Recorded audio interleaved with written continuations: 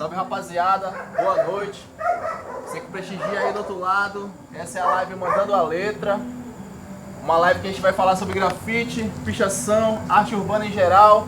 E aqui meu convidado aqui, o mano que entende do assunto, Alessandro Rips. Salve galera, satisfação. Participação musical aqui do meu mano Marcelo Manga Rosa. Salve! E é isso. Vamos começar com um sonzinho de leve. Bora, garoto!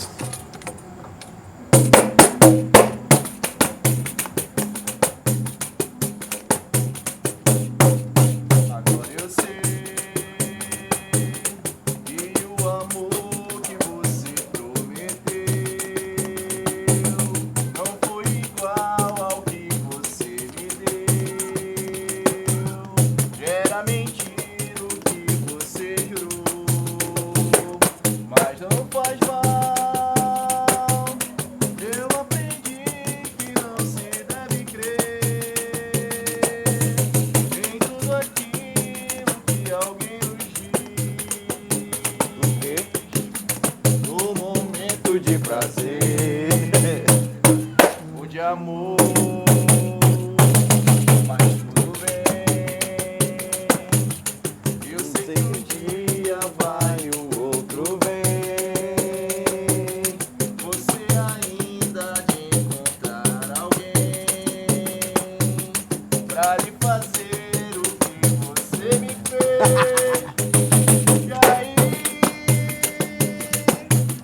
na hora do sufoco, eu sei que você vai me procurar com a mesma promessa que um dia me fez apaixonar por alguém de uma falsa consideração. E aí, você vai perceber que eu estou numa boa. Tá mesmo? E durante algum tempo eu fiquei sem ninguém, mas amarei na vida que vem para o bem. Agora eu sei que o amor que você prometeu não foi igual ao que você me deu. Era mentira o que você jurou, mas não faz mal. Eu aprendi que não se deve crer em tudo aquilo que alguém nos diz. No momento de prazer, de amor, mas tudo bem. Por que, Lil? Eu sei que um dia vai e o outro vem. Eita, o mano tá bravo. Encontrar alguém pra lhe fazer o que você me fez. O que, Lil? E aí, Na hora do sufoco. eu sei que você vai me procurar com a mesma promessa que um dia me fez apaixonar por alguém de uma falsa consideração.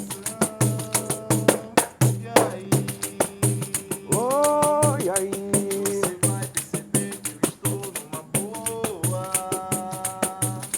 E durante algum tempo eu fiquei sem ninguém,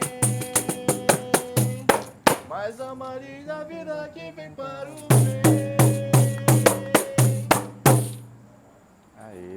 Uou! Ô, é isso aí, rapaziada. Estamos dando início à nossa live aí. Muita troca de ideia massa aqui e tal, só menino bom, que entende do assunto. Alessandro Rips, o nosso nóis. convidado. Primeiro, meu mano, queria te perguntar qual a origem do teu nome, Rips? Porque tu acrescentou ali o S, né? Z. O Z, né? Na verdade foi o Z, desculpa. Pra dar um... Foi um Complemento. plural. É, o rolê foi o seguinte, né? Mas Logo- tu não tem cara de hippie.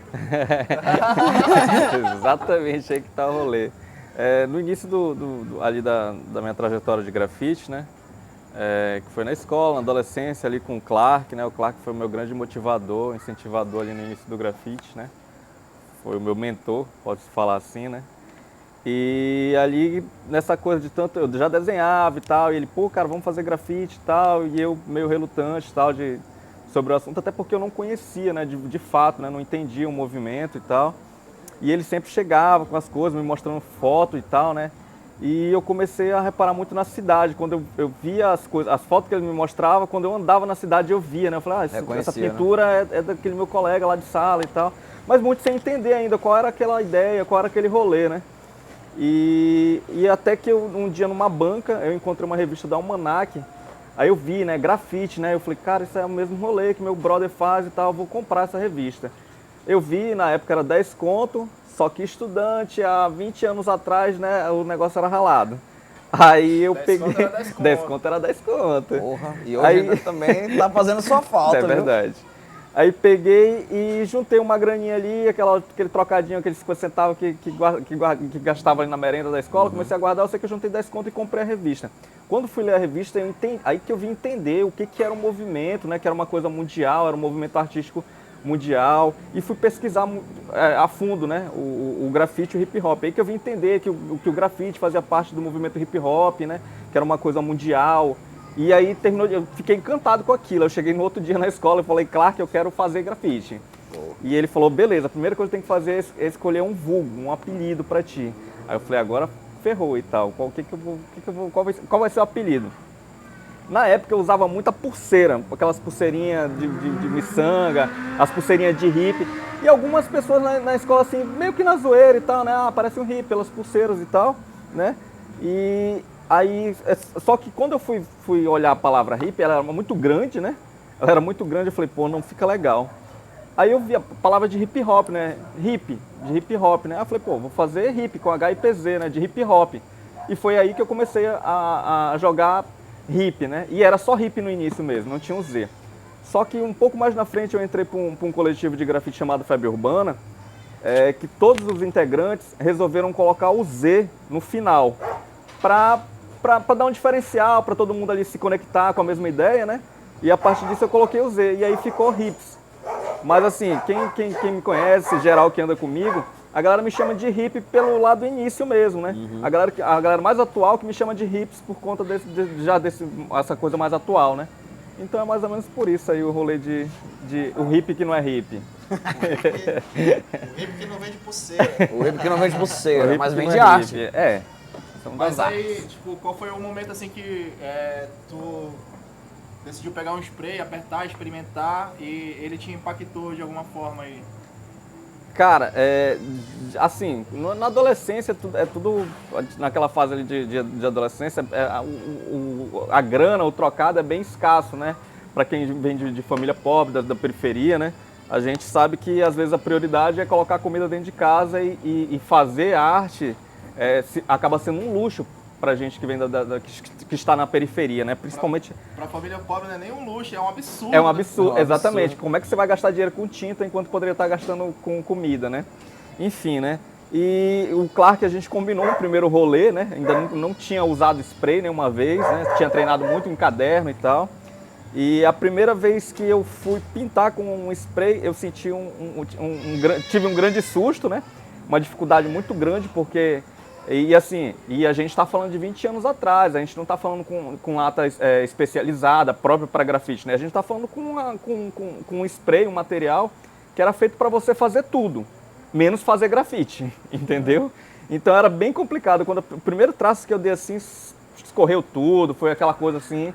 E só que eu vi que o Clark ele já tinha um domínio, né? Então eu entendi que era prática, né? Então comecei a praticar. E bem nessa época também a gente encontrou um canal que tipo assim, o spray na época era 6 conto. E a gente encontrou um canal que vendia uma lata vencida de 2 conto. Então assim, a cidade meio que essa era pintada naquelas cores que a gente encontrou nesse rolê, né? E foi a partir daí que eu comecei a ter esse contato e começar a tentar, a querer dominar o spray, né? A ferramenta. Massa. E naquele tempo, assim, logo no início, assim, tal, qual foi a dificuldade que tu sentiu, assim, tal, de fazer o grafite ou de adquirir o material? Em primeiro lugar, né, a barreira, o bloqueio acaba sendo dentro de casa, né, da família, né. Por morar só eu e meu coroa, meu finado pai, Meu pai sempre foi um cara muito mente aberta, muito tranquilo, né? Mas para até algum certo momento, né? A primeira vez que ele me viu fazendo grafite, ele ia a começar a ocupar uns outros espaços. Por exemplo, eu jogava futebol, gostava de jogar futebol. Meus fins de semana era jogar futebol, tá na beira de campo, ou jogando ou assistindo futebol. E começou a conflitar, né? Porque fim de semana era quando eu ia sair para fazer o rolê de pintura. Ele já começou a ficar meio bolado por aí, né? Por esse conflito. E depois as coisas que futuramente foram acontecendo, o desenrolar, né? Eu tive problema fui detido uma vez fazendo grafite, né? E isso os pais não entendem, né? É bem complicado. É uma relação bem de início, é uma relação bem conflituosa, né? Mas, assim, como eu falo, né? Isso é 20 anos atrás, né? Não que hoje seja mais fácil, mas era uma outra realidade. O grafite, né? Tinha uma outra perspectiva, um olhar diferente sobre ele, né? Então, isso acabava também sendo mais difícil, você ter uma conversa, um diálogo dentro de casa e explicar o que era esse movimento, né? E tive essa dificuldade ali no início com meu pai, mas futuramente foi superado e antes de meu pai falecer, assim, meu pai era um grande fã do meu trabalho. Pô, massa. Show, massa. Legal. E, tipo, de 20 anos pra cá, muita coisa mudou, assim, né? Tipo, Pra caramba. muitas portas se abriram, assim, tal, mas nem sempre foi assim e tal. Eu queria te perguntar, tipo, qual foi, assim, o tipo de preconceito que você sofreu nessa época, tal, ou alguma coisa que te marcou, alguma coisa que talvez até tenha te feito querer desistir da caminhada. Cara, assim, eu me lembro de muita coisa assim de início, coisas que me motivaram e também me desmotivaram, né? Tem uma lembrança assim, o que me deu um gás muito grande ali de início, né? Logo no início teve o Arte com Lata, que foi um projeto que o Árabe era um dos instrutores, né? E no primeiro, e assim, isso foi bem no início mesmo que eu estava começando a fazer grafite, assim, tinha feito acho, pouco rolê na cidade, tinha quase nada de pintura na cidade. E no dia da apresentação ali, a galera, assim, uma galera que eu já admirava, de grafite, de pichação, né? Tipo, viu Pirata, o Rogério, que já admirava os trampos, o Paradise, enfim, uma gama da galera da escrita urbana, né? Estava nesse dia. E na hora da apresentação, assim, quem eu ainda não conhecia de vista, pelo menos, né? Quando a pessoa se apresentava, assim, eu ficava, caramba, é fulano e tal, ciclano. Ficava muito admirado, né? Aí numa dessas da apresentação, uma menina me perguntou o que eu jogava, né? Qual era o meu apelido. Eu falei hippie. Aí ela pegou e falou assim, nunca vi. Aí tipo assim, aquilo ali foi bem bad na hora, assim, tá ligado? Era uma coisa natural, claro que tipo, tinha pouco rolê, né? Mas aquilo me marcou bastante, tipo assim, de dizer que, poxa, um dia ela vai ver ainda. Fiquei com isso na cabeça por um tempo, logo depois esqueci, né? E continuei meu rolê. De início, o que mais me desmotivava era estar na rua pintando e a galera passar, chamar de vagabundo, de não ter o que fazer e tal, né? Até hoje ainda acontece, mas muito menos, claro, né? Do que antigamente, né? A galera acha que quem pratica o grafite geralmente associa a vagabundo, a quem realmente não tem o que fazer, né? E é uma coisa totalmente diferente. A pessoa que se propõe a fazer, né? Primeiro que ela tem que estudar aquilo, né? Dominar a técnica, né?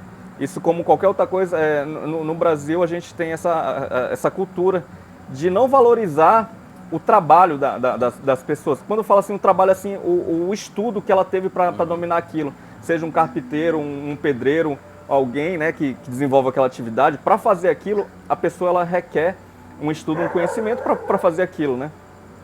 E o grafite não é diferente, isso acontecia com muita frequência, né? Com muita frequência mesmo, essa coisa da galera parar, xingar, de gente vir querer tomar a tinta da gente, esse tipo de coisa, de jogar a tinta na gente, né? Isso era muito frequente, assim, que na época desmotivava bastante. E que mudou muito de lá pra cá, né? Assim, como eu sempre falo, né? Mérito da galera, dos artistas, das artistas, né? Que não desistiram, continuaram trampando, né? Desenvolvendo o trabalho pela cidade. E para hoje tá no patamar que tá Manaus, né, cara? Manaus hoje é uma das capitais brasileiras, né? E a principal do norte, no segmento de grafite, né? Tem uma galera com trampo bom, com conceito, né? Tem muita gente talentosa na cidade e fazendo trabalhos, assim, maravilhosos, né? e isso chama atenção para nossa cena. Consequentemente, o complexo de vira-lata que a gente tem, principalmente nas artes, isso é grande, né, cara? A gente vê a galera começar a valorizar um artista quando ele, de alguma forma, quando ele faz um trabalho fora de Manaus, quando ele é reconhecido fora, aí que o povo de Manaus, a galera começa a olhar, não, é o nosso artista, e começa a ter um olhar diferente para com os artistas, né? Infelizmente precisa acontecer isso. Mas é isso que, como eu vinha falando, né? A gente, depois dessa... E é assim, e outra coisa, né? A galera foi realmente estudar várias coisas, né? Teve gente que foi fazer design, teve gente que foi fazer artes visuais e muita gente se aprofundou no estudo artístico de cada coisa, né? De cada segmento, né? E foi se aprofundando nisso como produtor cultural e uma infinidade de coisas, né? Isso foi fortalecendo o entendimento da gente mesmo, né? Falando por mim, quando eu me propus a viver de grafite, né? Eu tracei metas, né? Sabia que não ia ser uma coisa fácil, né? Tracei metas e até hoje venho galgando essas metas, né? Cada vez que eu consigo atingir uma, traço outra, né? Cada vez que eu chego nesse objetivo, traço outro objetivo, né? E com isso eu consigo desenvolver um trabalho, consigo ter um crescimento, né? Artisticamente falando, né?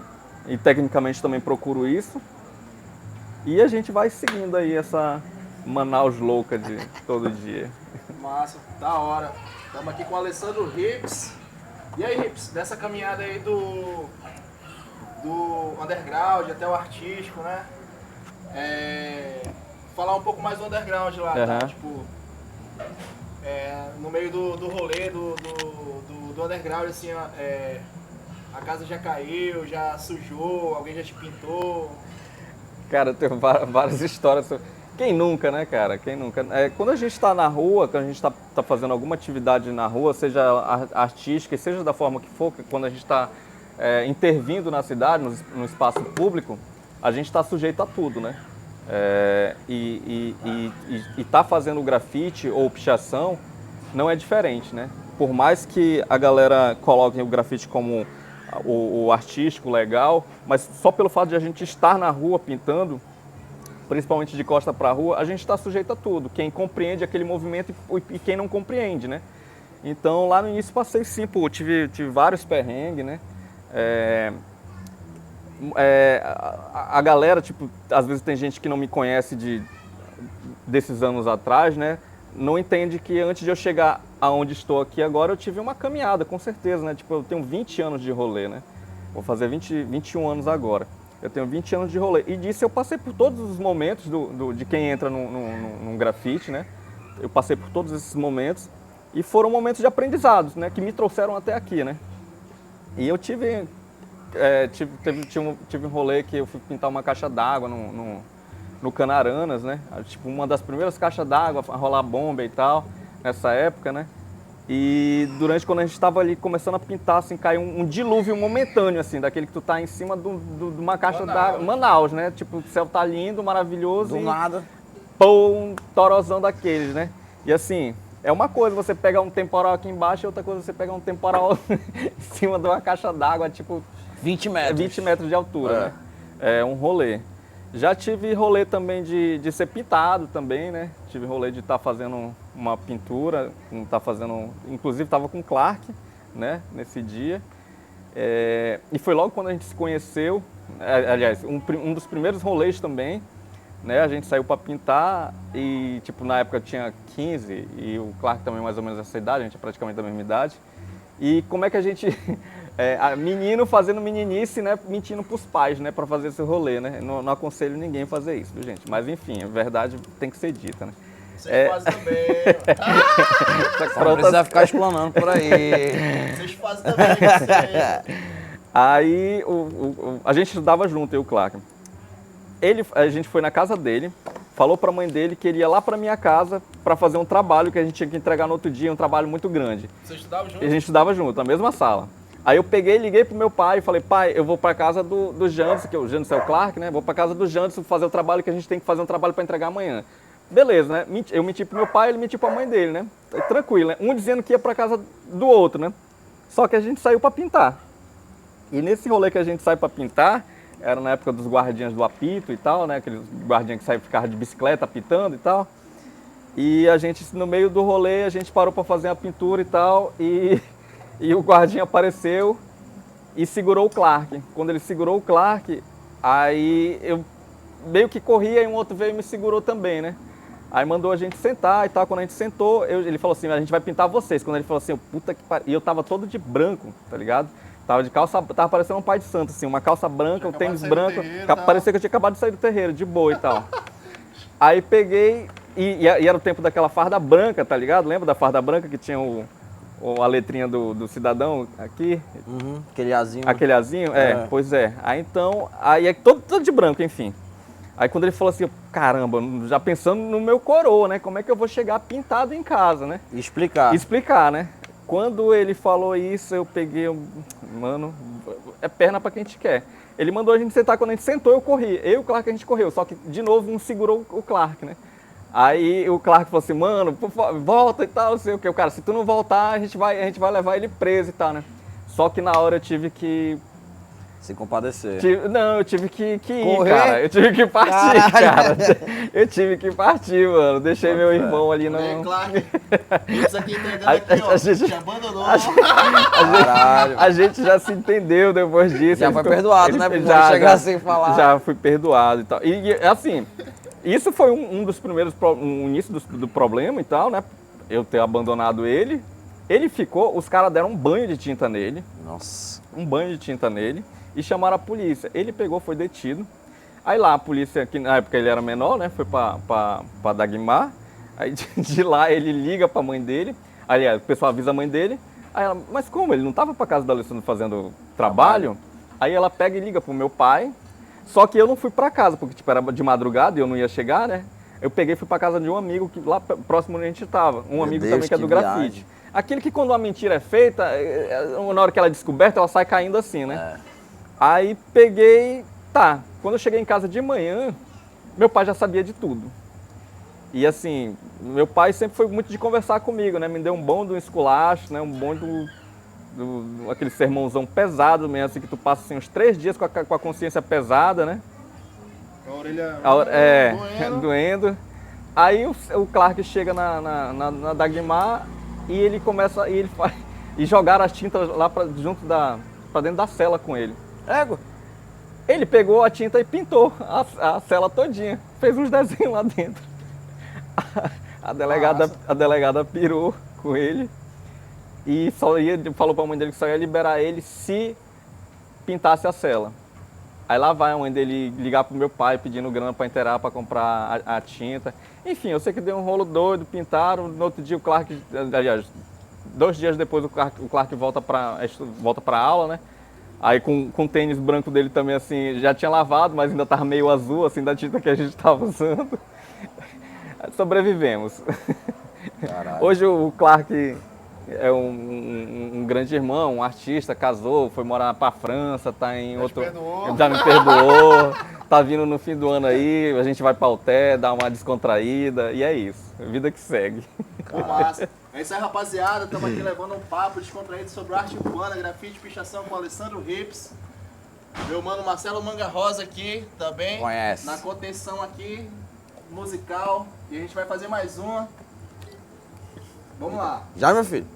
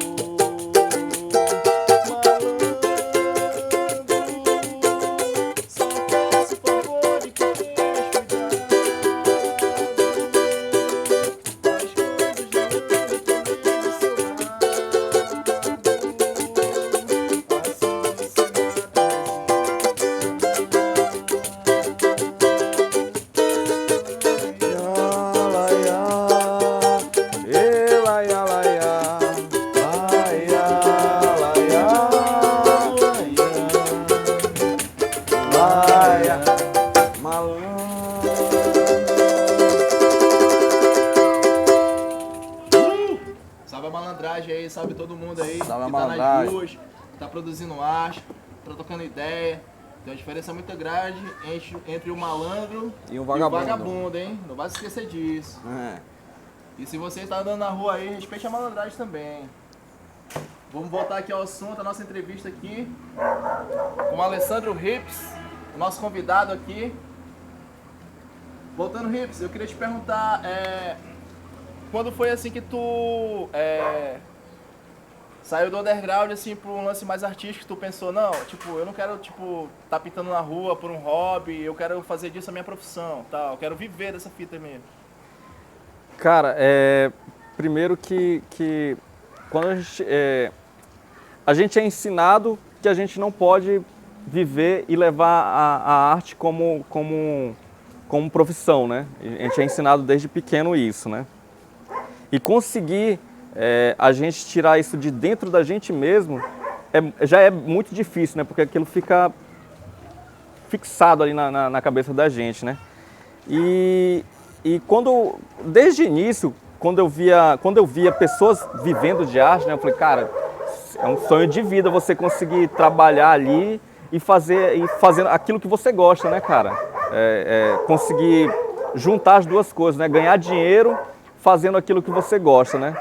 Às vezes isso é até meio utópico, né? Mas Sonhador demais. é sonhador demais, né? Às vezes, aquilo como eu falei, né? Tipo, às vezes a gente é ensinado que não se pode, né? E principalmente quando a gente fala de grafite, cara, quando a gente fala desse movimento que vem das periferias, é bem complicado isso, né? Porque a gente vai crescendo naquela coisa que a gente estuda, trabalha, né? Então, e você tem pouco tempo para fazer uma prática artística, né? E conseguir conciliar isso é bem difícil, né?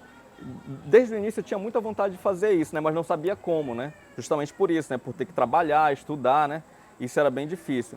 E comecei a conciliar mesmo, né? Trabalhando, né? Além da prática por hobby, né? Quando eu falei que eu queria mesmo aquilo, eu comecei a preparar terreno para isso, né? Primeiro fui estudar, buscar ter noções mínimas, né? Para quando eu migrasse ali para aqueles trabalhos comerciais, ter minimamente técnica para trabalhar aquele momento, né? Fiz isso, né? Como eu falei, eu planejei, foi uma coisa que eu fiz bem planejado, eu tracei metas para mim, né? De início é bem complicado, é bem difícil, né? Porque assim, eu trabalhava num mercado formal, né? Então, ali, no final do mês você tem a grana certa ali, né? Você conta com aquilo, você consegue fazer suas coisas, né? De acordo com aquilo que você ganha no final do mês, né? E já trabalhando com a arte é algo incerto, né? Às vezes você tem um pouco menos, às vezes um pouco mais e às vezes você tenta... Tem aquela média, né? Você tenta trabalhar naquela média ali. E quando eu fiz isso, depois de enrolar muito, que eu falo assim, será que eu vou, será que eu não vou, será que eu vou conseguir? A gente acaba duvidando da gente mesmo, né? E aquilo que eu falei, né? Quando você tá aqui, principalmente falando de grafite, quando você sai para viver isso, tem uma galera que fica com o pé atrás, né? Que fala assim, mas grafite, vai ganhar grana com isso e tal. Mas aí a gente cai justamente naquilo que eu falei. A galera é tão ensinada que não se pode ganhar dinheiro com o que faz, tá ligado? Que a galera acha um demérito, um artista, um cara que vem da periferia, que trampa com grafite, ganhar dinheiro com isso, tá ligado? Conseguir desenvolver uma carreira dentro disso. Tá ligado? E ser uma referência, isso é importante. Sim. É massa isso. Tem muita gente que ainda tem isso na cabeça ainda, né? Mas eu consegui, cara, fazer isso, né? Aquilo que eu falei, eu fui estudar design de interiores, também estudei, fiz uma faculdade, tenho uma graduação, né? E que assim, me ajudou bastante, né? Nessa coisa de entender, de fazer esse processo do cuidado que você tem ali com o trabalho, né? Planejar suas coisas. Tudo isso foi bastante válido a faculdade, né? A academia, né? E hoje em dia, assim, pra mim, sou muito feliz, assim, cara, de verdade, assim, sou muito feliz, assim, claro que ainda estou num processo de construção, porque é uma coisa contínua, né? É eterno, né, cara? É uma coisa contínua, tanto tecnicamente falando, né, quanto de carreira mesmo, né, cara? Assim, a gente vai galgando algumas coisas, vai traçando objetivos e vai tentando alcançar esses objetivos, né? Assim, conseguir alcançar boas as metas que eu tracei, né? Hoje a gente tem um trabalho já na cidade, com um trabalho reconhecido, né?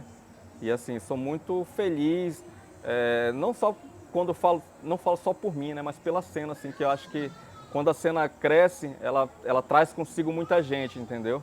Acho que quando é aquilo, quando tem um irmão, uma irmã ali fazendo um trabalho bonito, grande, em outro lugar, automaticamente puxa outra pessoa também, né? Porque o mercado começa a crescer, as pessoas começam a procurar e aquilo vai pedindo demanda, né? Vai pedindo demanda, né? E a gente tem artistas que conseguem suprir essa demanda e vai abrindo mais porta para a galera também que vai chegando também.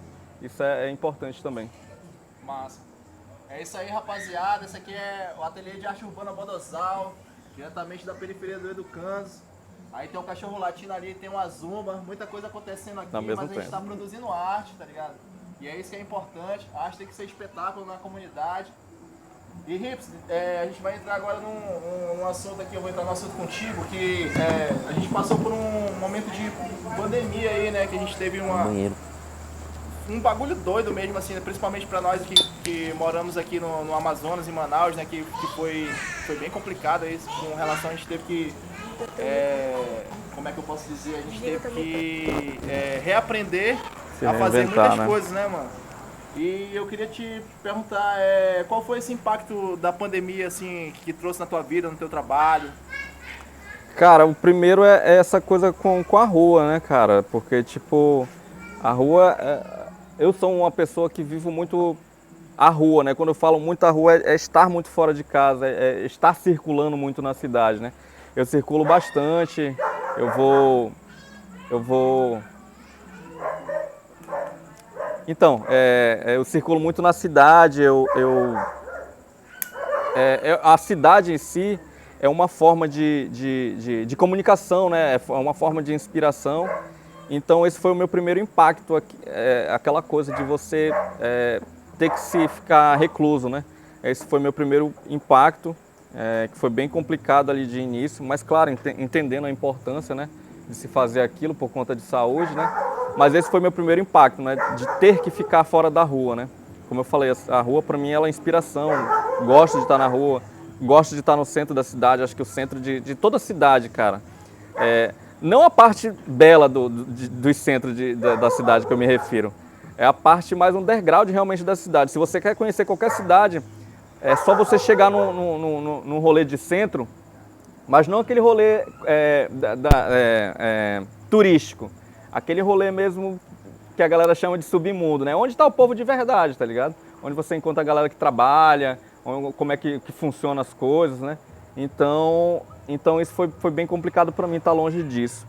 E sobre a gente, né, cara, sobre o fazer artístico, a gente fomos um dos mais impactados e os primeiros a ser impactados, né? Porque a gente já saiu da rua. A gente já saiu da rua, a gente já não tem como produzir nesse momento, né? A gente já não tem como fazer nada, né?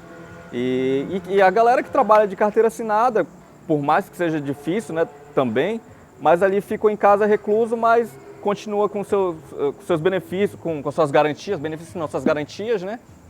E consegue se manter. A gente já teve... tem minimamente um amparo, né? E a gente já começa ali já tendo essa dificuldade, né? Aí a gente tem que começar a mudar o nosso modo de produzir, né, cara? Começar a produzir mais umas coisas em casa. Por exemplo, tela, já fazia um bom tempo que eu não pintava tela, antes da pandemia, né? Que eu não praticava, né? Nem estudava também, nem fazia nada comercialmente falando. E eu voltei a fazer, que foi um meio também de gerar renda, né? Foi um meio de gerar renda, de novamente voltar a estudar pintura em tela, né? É uma coisa que eu gosto, assim, tipo, eu uso algumas técnicas, né? E algumas, assim, tem umas que eu gosto mais. A óleo? A óleo é a que eu gosto mais, que eu acho mais interessante. Mas, assim, me permiti também trabalhar outras coisas também. Nunca tinha pintado com pastel oleoso. Comecei também a estudar, achei muito massa, muito divertido.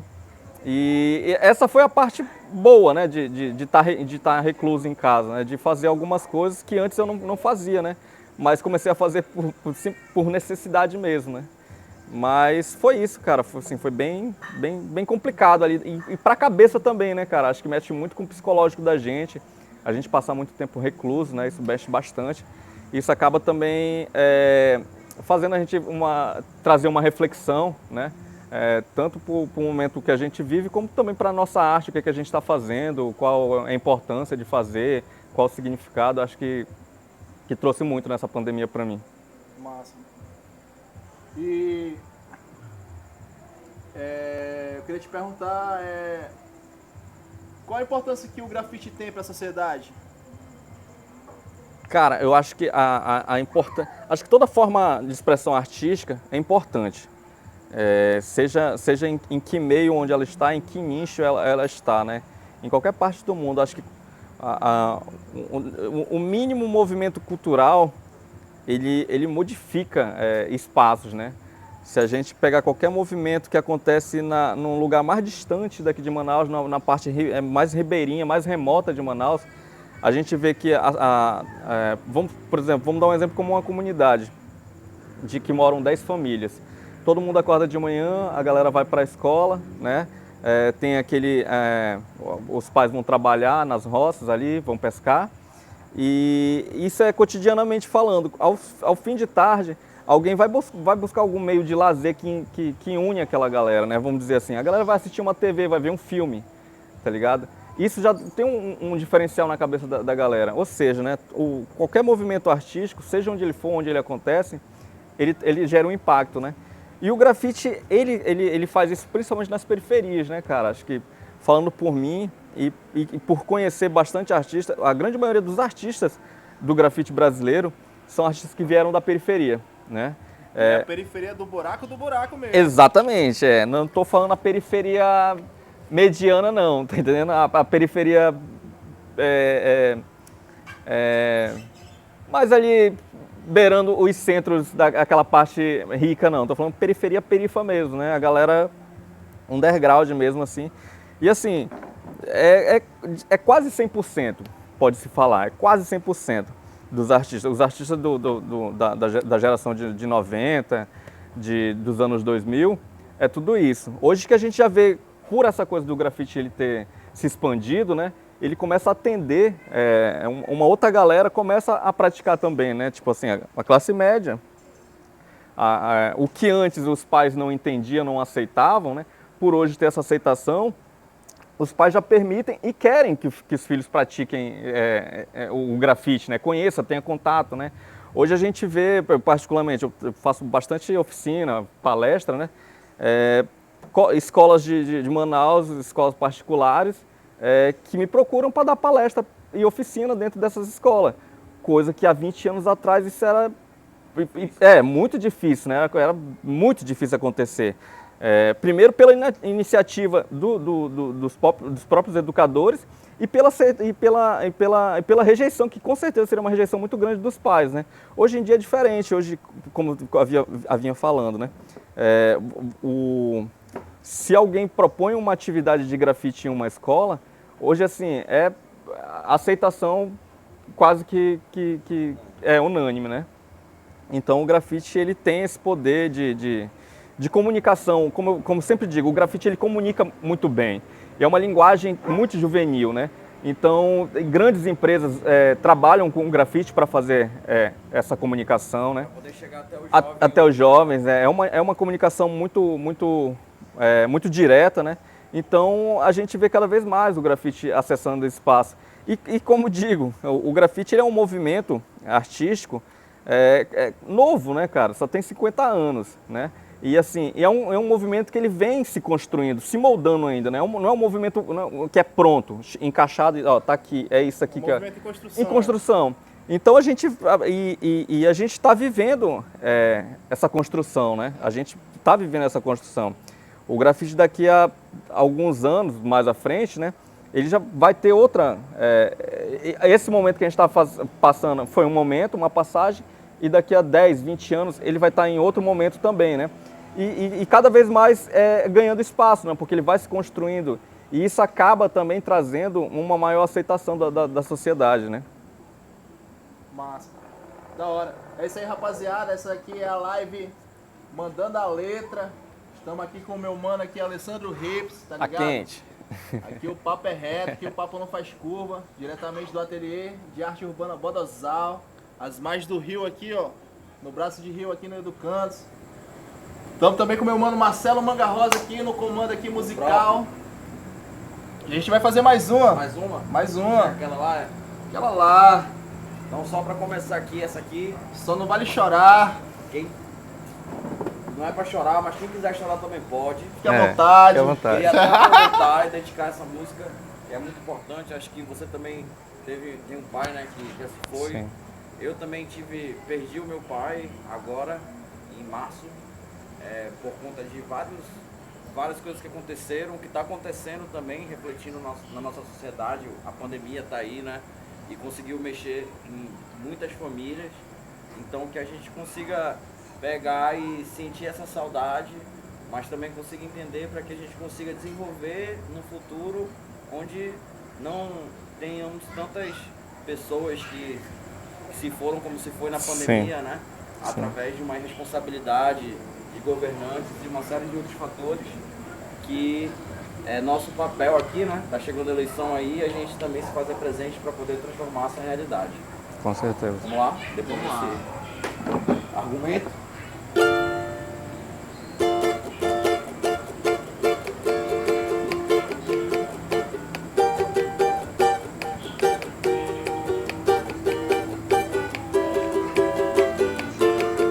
Naquela mesa ele sentava sempre e dizia sempre o que é viver melhor.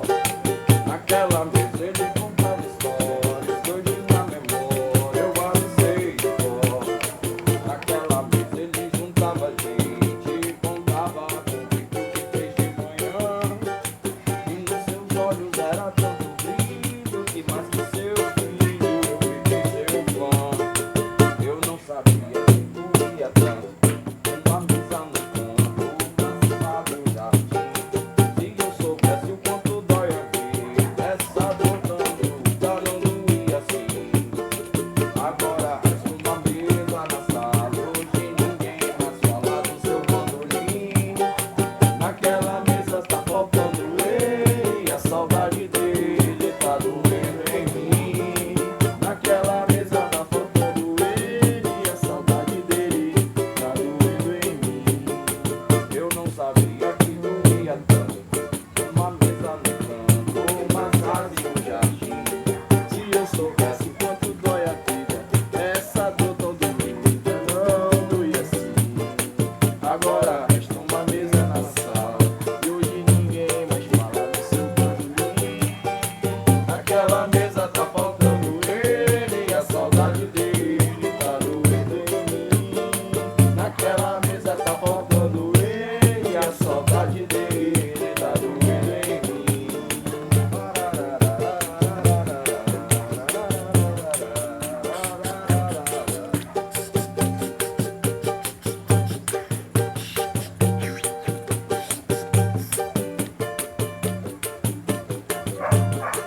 E hoje ninguém mais fala do seu bandolim. Naquela mesa tá faltando ele, e a saudade dele tá doendo em mim. Naquela mesa tá faltando ele, e a saudade dele tá doendo em mim.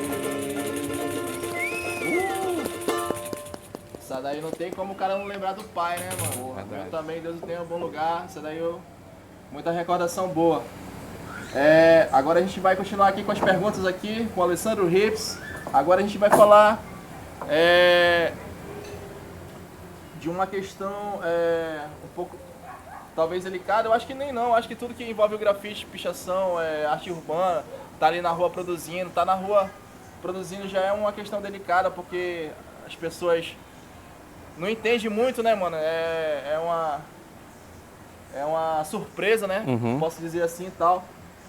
Mas eu percebo que a pichação, ela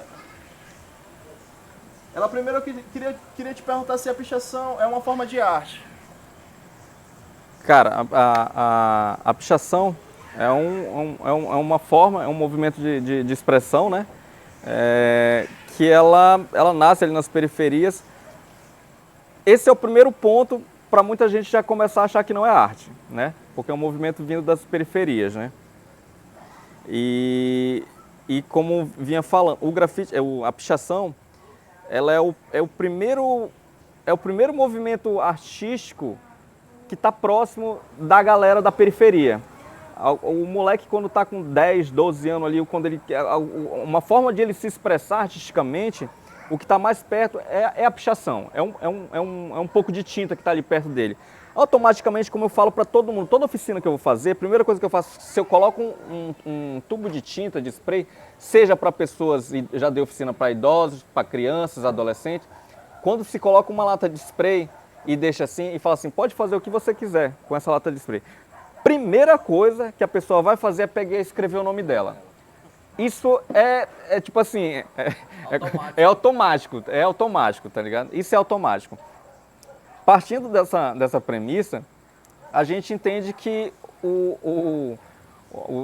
a pessoa, né, quando para ela se expressar, o que ela tem ali, o mais próximo dela é o spray.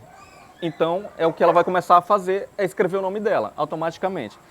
E aí a gente tem vários contextos que trazem isso, né, cara? Tipo, o primeiro, hoje, quando o assunto é grafite, pichação, se pichação é arte ou se não é arte, como é visto, como não é visto, né?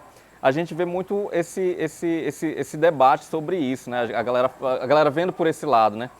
E eu acho que a galera tinha que ter um pouco mais de sensibilidade, né? Para entender, né? A arte no geral, a gente precisa de um pouco de sensibilidade para entender, a arte no geral.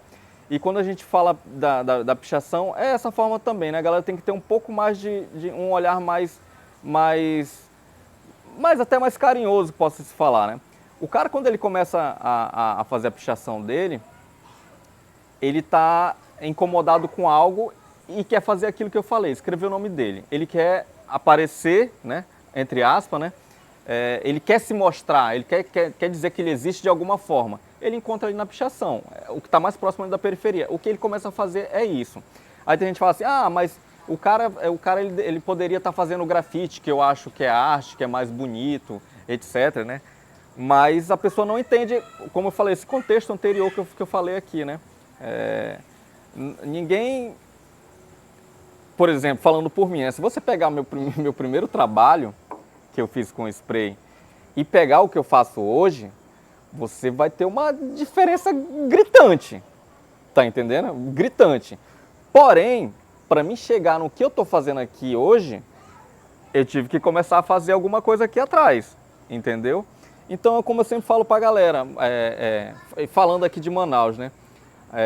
Tem gente que fala assim, às vezes Manaus está mais pichado, às vezes Manaus está menos pichado, né? Tem meio que um reflexo assim, né? A galera nota isso, tipo, às vezes a gente vê muita matéria falando sobre pichação, quando dá uma crescida de pichação na cidade, né?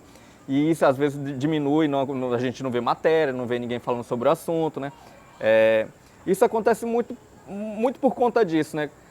Tem gente que faz pichação mesmo porque é uma forma de expressão, ele se identifica com aquilo, assim, e muita gente acha que quem faz pichação é quem não tem o que fazer de forma nenhuma da vida, né? E completamente errado, a gente vê muita gente que faz tudo, né? Cara que trabalha com isso, cara que trabalha com aquilo, que faz isso, que faz aquilo, mina que trabalha com isso, que trabalha com aquilo, e que no final usa como... tá pichando, tá entendendo? E a pessoa vai dizer assim, mano, eu nunca vou entender isso. É justamente isso, você não vai entender, tá ligado? Essa que é a virada. Essa que é a virada. É porque você não pratica, você não gosta daquilo, enfim. É porque a gente é acostumado a julgar o mundo a partir da nossa ótica, né? Da nossa visão, né? Da nossa ótica, né? Tipo, como é que o mundo a partir de mim, né? A gente vê o mundo assim, é uma coisa natural da gente, vê o mundo a partir da gente. Mas às vezes a gente também tem que falar assim, pra mim isso não cabe, né? Pra mim, essa forma, isso não cabe. Agora, será que pro outro não cabe? Será que pro outro não é legal? Então, eu acho que é mais ou menos isso. E voltando aqui sobre o assunto de grafite, se é pichação ou não é pichação, hoje em dia é um movimento que é muito debatido nas academias. As academias estão muito entrando nesse assunto, né? Tem muitas pesquisas sobre o assunto, né? E é interessante a gente pegar de algumas óticas, né? tem pichador que não quer que o grafite, que a pichação seja vista como arte. Ele fala assim, não, cara, isso aqui é meu modo de atacar o sistema, é meu modo de reivindicar alguma coisa através da minha pichação. E é uma forma da pessoa. Para ele não quer que seja visto como arte. E tem pichador que faz e se acha, e se põe como artista, tá entendendo? Então eu acho que quem realmente pode falar é realmente uma pessoa que faz o rolê da pichação, né? Que pratica, tá ligado? Um praticante de pichação. Acho que a melhor pessoa que responde isso é a pessoa que... O cara que tá ali direto no dia a dia, né? Isso, que faz o rolê, tá ligado? Mas assim, eu gosto da caligrafia, apesar de ser um cara péssimo de caligrafia, de verdade, assim. Não comprou o caderno? Eu acho que talvez acho que talvez até por isso que tipo assim, eu nunca gostei de pichar assim, né? Já dei uns meus pichos por aí, claro, né? Mas assim, eu não gostar porque tipo assim, minha caligrafia é bem ruim, cara, assim, é bem complicadinha mesmo assim que não rola mesmo, tá ligado? Se não fosse grafiteiro, dava de ser médico. Da hora. Porque a bichinha é feia, mano. Nem é tão assim também não, que eu já vi. Pare com isso, aí você também parece assim, que é coisa mais, parece até eu. Bom, eu já acho assim, o lance muito poético assim, tal. Eu ver que alguém se indignou, pegou uma lata e foi lá no muro vazio e deixou um registro assim, saca? E eu acho até que a gente entrou assim numa questão assim, tal, tipo, a galera acha que percebe, fala que a pichação suja, tá ligado? Que é crime ambiental, que é isso, que é aquilo. Eu percebo assim que a gente, tipo, os pichadores assim entraram como o ladrão da sociedade, assim, saca? Porque, tipo, a sociedade vê vários crimes acontecendo assim, tá ligado, mano? Tipo, muitos, ninguém se incomoda com nada, mano, tá ligado? A galera se incomoda com o ladrão. Se pegar um ladrão na rua roubando, a galera vai lá e esfola o cara até, se duvidar, até morrer, que isso é uma prática muito comum, infelizmente. A nossa cidade se tornou uma cidade muito violenta, o bagulho tá doido, infelizmente. E o pichador acabou sendo o ladrão do crime ambiental, porque, tipo, a gente tá aqui fazendo essa live agora, essa gravação aqui na beira de um rio, um riozão massa, uma brisa legal, mas pra dar um mergulho é difícil, né, mano? Impossível, né? É difícil tal e tudo mais. E esses caras que poluem, o cara lá que faz a propaganda dele lá, a política lá no muro lá, que depois ele não vai nem pintar por cima de novo. E o cara que vai fazer a divulgação de show, que cola um cartaz, depois desbota e depois ele não vai tirar o cartaz. Esses caras não são nem citados, tá ligado, mano? Não entram nesse contexto aí de crime ambiental. Então, eu queria perguntar aqui do Rips,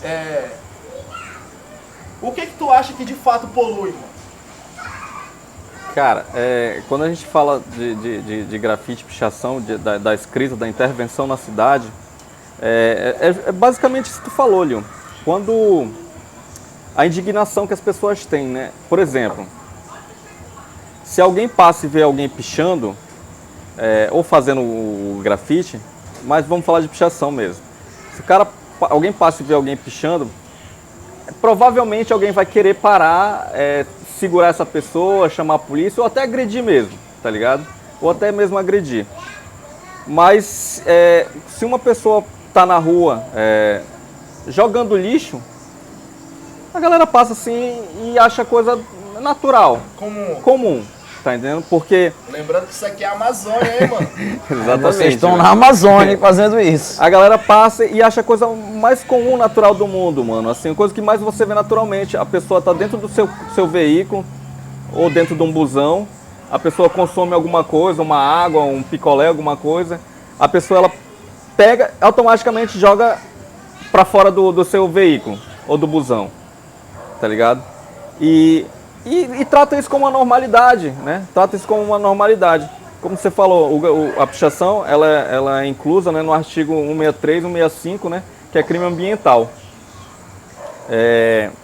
E quando a gente pega esse link, né, faz esse comparativo, né, do que polui, o que deixa de poluir, o que polui mais, né, é a poluição visual ali, né, de ter uma fachada pichada, né?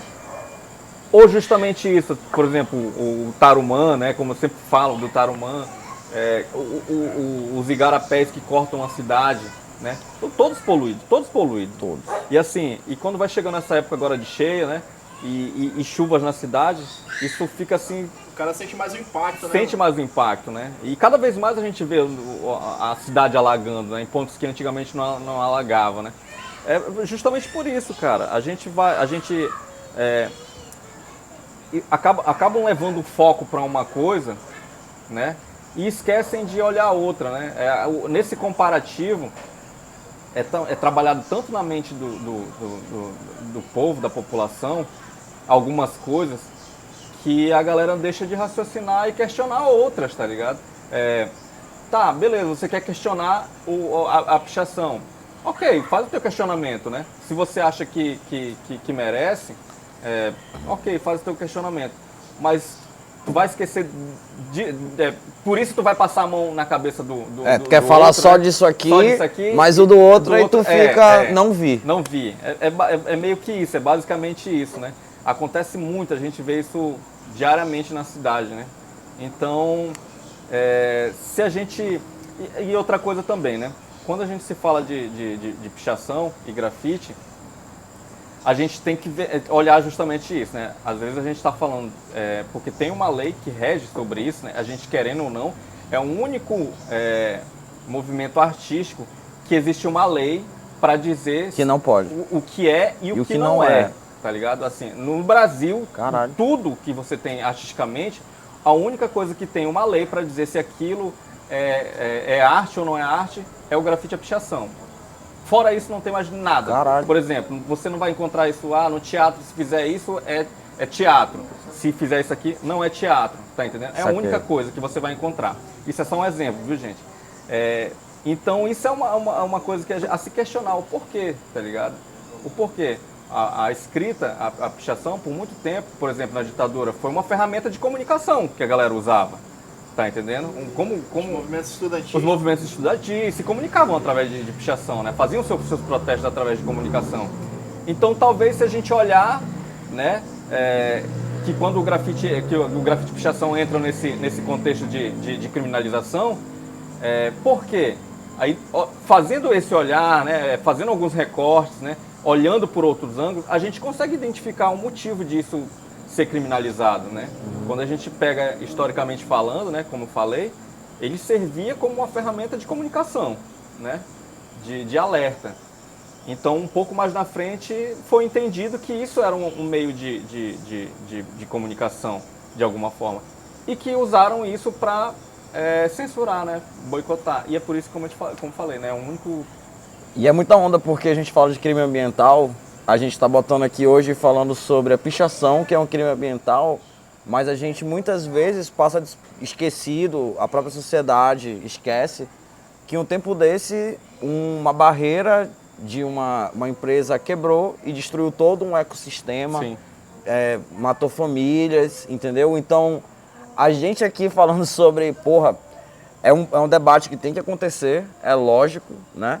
Sobre tudo isso que está acontecendo, a pichação, como é que é institucionalizado, né? Você não poder praticar essa forma de arte e ninguém fala sobre o que acontece. Ou então, quando falam sobre o que acontece, sobre os crimes de grandes corporações contra o meio ambiente, principalmente aqui na Amazônia, que a gente vive e a gente sabe que acontece, né? Com toda uma evolução do corporativismo.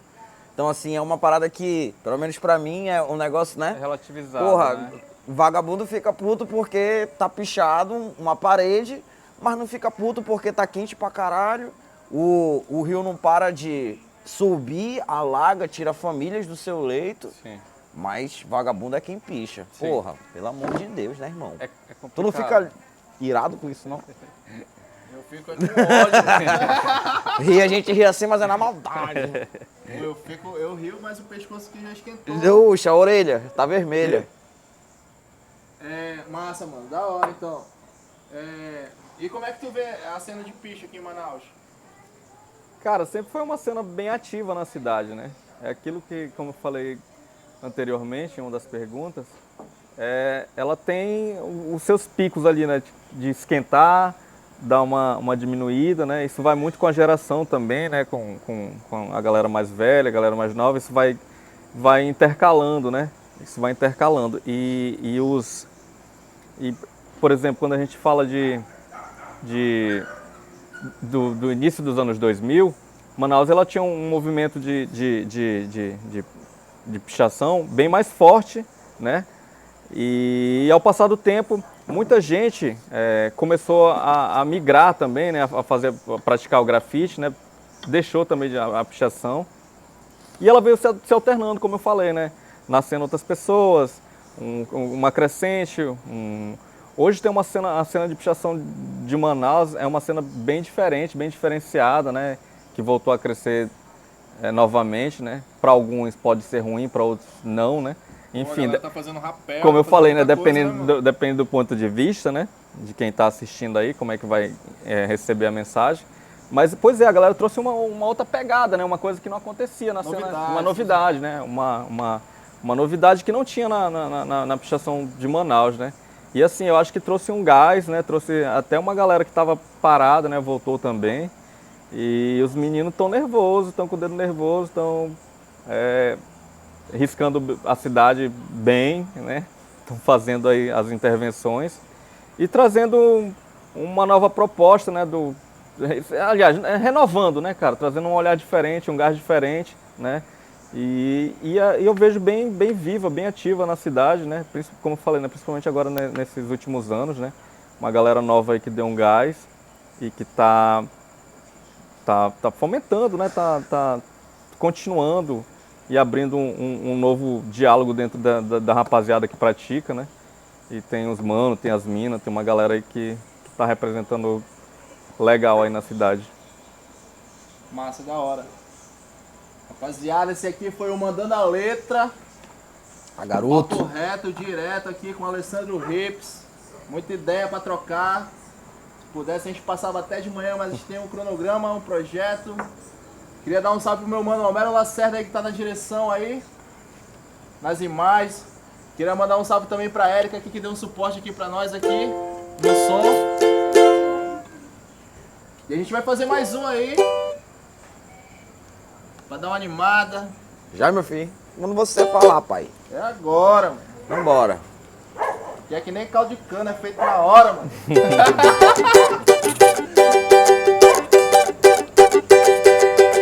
Deixe de lado esse baixo astral, erga a cabeça em frente ao mal, que agindo assim será vital para o seu coração. É que em cada experiência aprende a lição.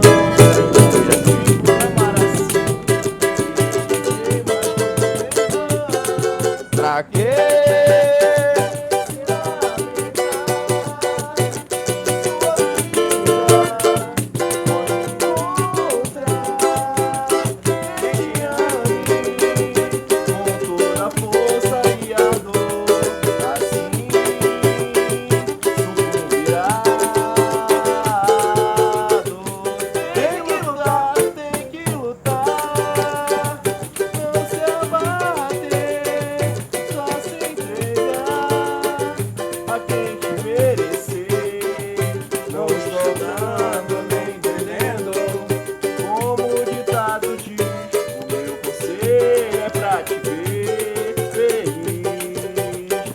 Deixe de lado esse baixo astral, erga a cabeça em frente ao mal, que agindo assim será vital para o seu coração. É que em cada experiência se aprende uma lição. Eu já sofri por te amar assim, me dediquei, mas foi tudo em vão. Pra quê?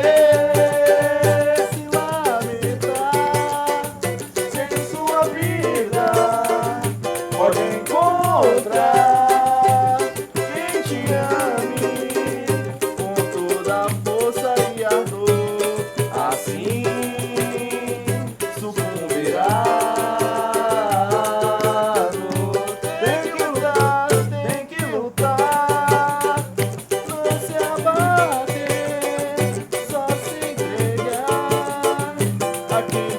merecer. Não estou dando nem vendendo. É como o ditado diz, o meu conselho é pra te ver feliz. Não estou dando. Não estou dando nem vendendo. É como o ditado diz, o meu conselho é pra te ver feliz.